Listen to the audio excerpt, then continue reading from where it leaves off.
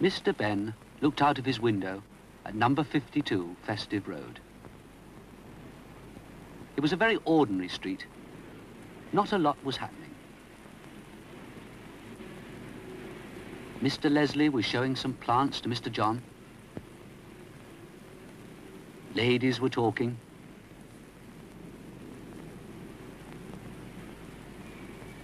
And young Vicky was being scolded for chasing a cat. Mr. Benn smiled and decided to go for a walk. He went in from the window and soon appeared at the front door wearing his hat and coat.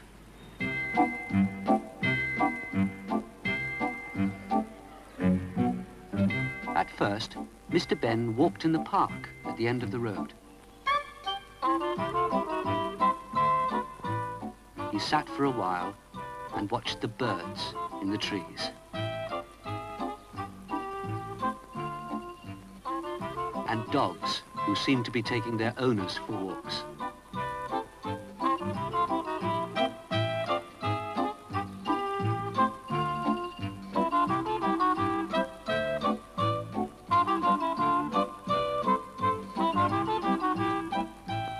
Next, he wandered among the shops.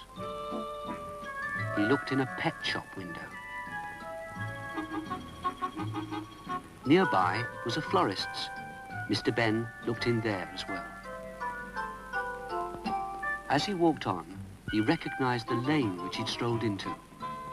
It was the lane with the unusual costume shop, the shop which adventures could start from.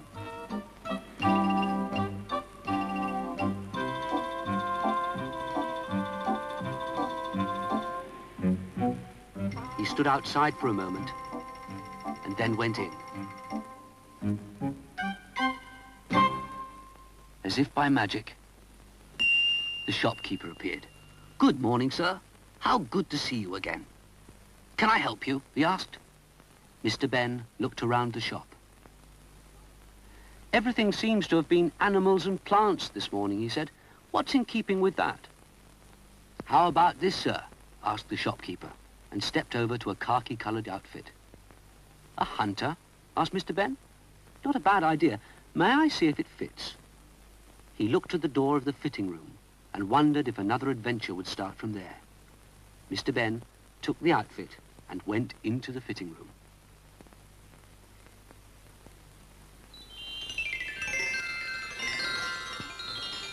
He was soon changed, and he looked at himself in the mirror. After Mr. Benn had admired himself in his new clothes, he looked for the door. Not the one that he'd come through, but the other door which might lead to an adventure. Without waiting, Mr. Benn walked through.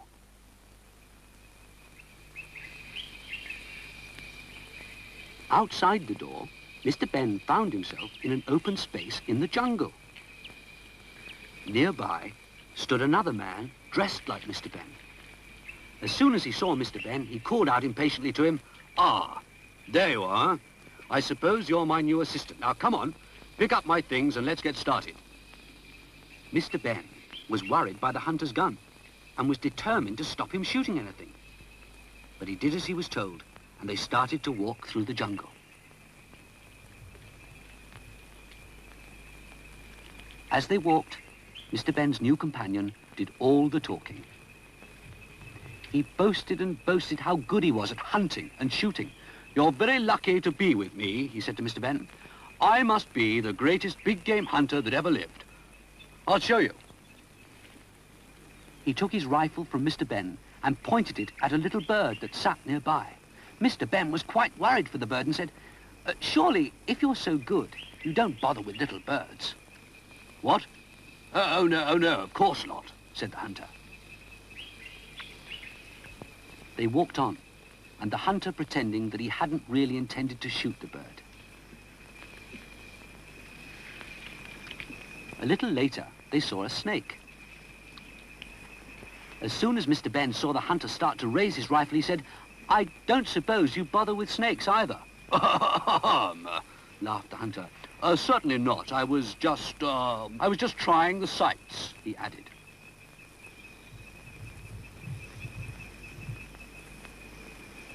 They walked on and came to a hill with a deer standing on it. "Now there is something to shoot," said the hunter. "No, no," said Mr. Benn. "We'll find something larger in a minute." And he hurried the hunter away.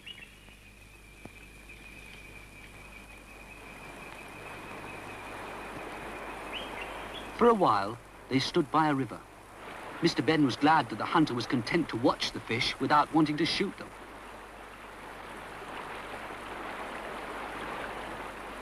Across the river, Mr. Benn saw a crocodile. "There's a crocodile over there, but let's wait for a larger animal," he said. The hunter never even started to raise his rifle. Next, it was a lion standing quietly outside its cave. "Not large enough," said Mr. Benn, and they left the lion in peace.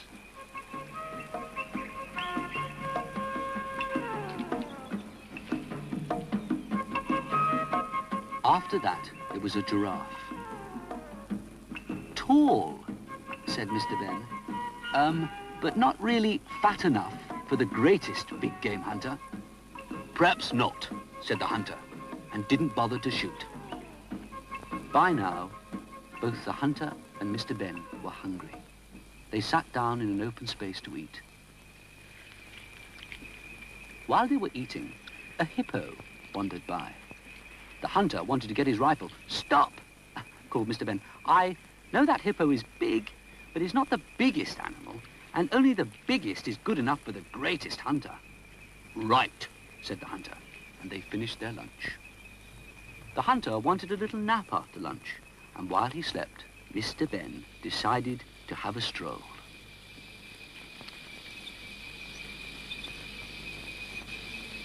He wanted to think. So far, he'd saved the animals, but how would it all end? As he walked, he felt the ground shake under his feet. The further he walked, the more it shook. In the end, it shook so much that Mr. Benn fell over. Then Mr. Benn could see a herd of elephants all shaking with fear. Mr. Benn managed to calm them enough to be able to stand up again. "You've saved the other animals, but we're the largest. We're certain to be shot," said one of the elephants. "I've been thinking," said Mr. Benn. "You've just helped me find the answer. Listen to my idea." The hunter was just waking as Mr. Benn arrived back and was eager to get on with the hunt.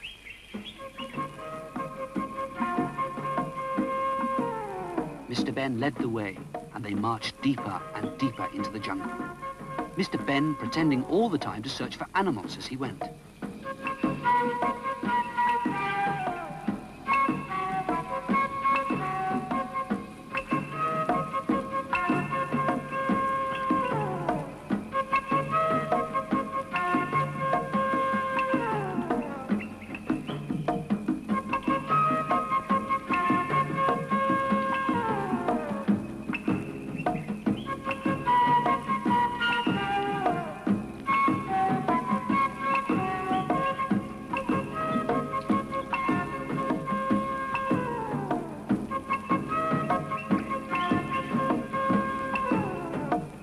They came to a clearing and stopped. There stood the whole herd of elephants. "Just the thing," said Mr. Benn. "The largest animals for the greatest big game hunter." The hunter was delighted and raised his rifle, ready to shoot. At that moment, Mr. Benn sat down. That was the signal for the elephants. They jumped up and down for all they were worth.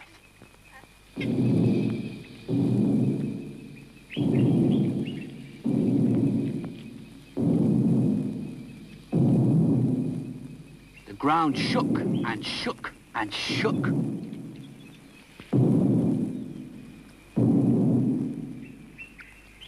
The hunter didn't have a chance. Every shot he fired went into the ground or into the air. Eventually, all his shots were fired, and the elephants, untouched, walked quietly away. Mr. Benn pretended to be disgusted.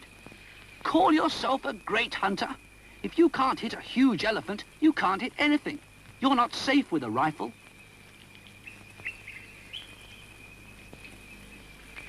Then, more kindly, he said, why don't you sell the rifle and buy a camera? At least if you missed, you'd still get a picture of something. Mr. Benn and the hunter returned to the hunter's camp.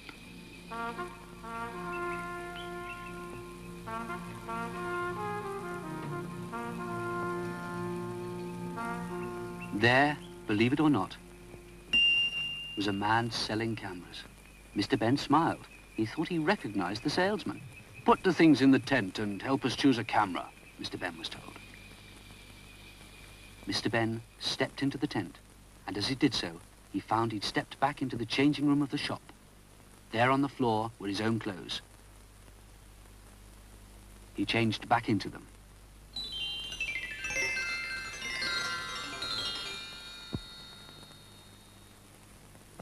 Mr. Benn went back into the shop and returned the hunter's outfit. I never did help choose a camera, he said. No, but judging by this, he chose well, sir, said the shopkeeper. And he gave Mr. Benn a photograph. May I keep it? Asked Mr. Benn. Certainly, said the shopkeeper. As Mr. Benn left the shop, he turned and said, thank you. I'll be back to see you again soon.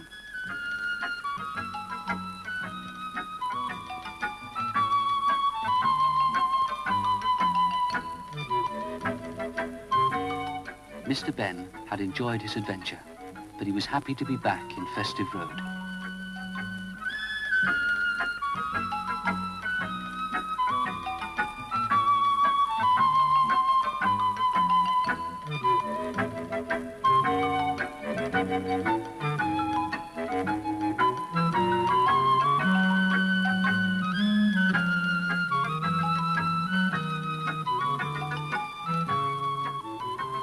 At his gate, he smiled as he pulled out the photograph and looked at it. I'll always keep it, he thought, just to help me remember.